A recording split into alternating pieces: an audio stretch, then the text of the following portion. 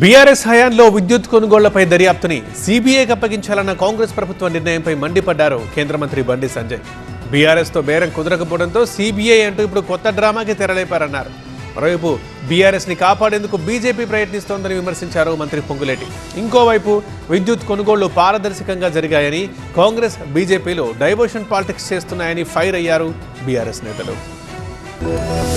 BRS హయాంలో విద్యుత్ కొనుగోళ్లపై CBI విచారణ జరిపించాలని కాంగ్రెస్ ప్రభుత్వం కేంద్రాన్ని కోరడంపై స్పందించారు కేంద్ర మంత్రి బండి సంజయ్. జస్టిస్ లోకూర్ కమిషన్ నివేదిక ఆధారంగా కేసీఆర్ ను అరెస్ట్ చేసే దమ్ము ముఖ్యమంత్రికి లేదా అని ప్రశ్నించారు బండి సంజయ్. విద్యుత్ కొనుగోలుతో పాటు విద్యుత్ ప్లాంట్ల నిర్మాణానికి సంబంధించి దీనిని సీబీఐకి ఇస్తారట. అంటే నీకు కేసీఆర్ కుటుంబాన్ని అరెస్ట్ చేసే దమ్ము లేదా?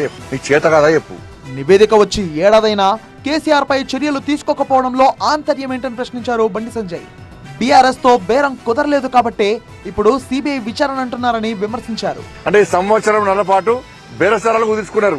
బేరం కుదరలే, ఢిల్లీకి 3 నెలల పైన పైసలు అడిగారు, వాళ్ళు పైసలు ఇయ్యలే. కాబట్టి వాళ్ళ మళ్ళీ సీబీఐకి ఇస్తారట. నీకు చేత కాదా? కేంద్రం బీఆర్ఎస్ ను ఎందుకు కాపాడుతుందో చెప్పాలన్నారు మంత్రి పొంగులేటి శ్రీనివాసరెడ్డి. కాళేశ్వరంలో జరిగిన అవినీతిని బయటికి లాగాలి అని మీరే అనేక పర్యాయాలు చెప్పారు. కాబట్టి మీ చేతుల్లో ఉన్న సంస్థ సిబిఐ సంస్థ, ఈ సిబిఐ సంస్థ ద్వారా ఈ 2 కేసుల్ని ఎమ్మటే విచారణ చేసి దోషులు ఎంత పెద్దవారైనా ఏ లాలూచీలు లేకుండా వారిని అరెస్టు చేయాలని, వారిని శిక్షించాలని ఈ వేదిక ద్వారా వారిని ప్రశ్నిస్తున్నాను. విద్యుత్ కొనుగోళ్లు పారదర్శకంగా జరిగాయన్నారు మాజీ మంత్రి జగదీష్ రెడ్డి.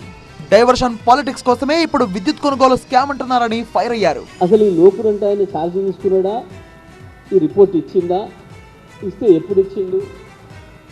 ఇది ఎక్కడుంది? ఇన్ని రోజులు ఎక్కడ దాచిపెట్టిండ్రు?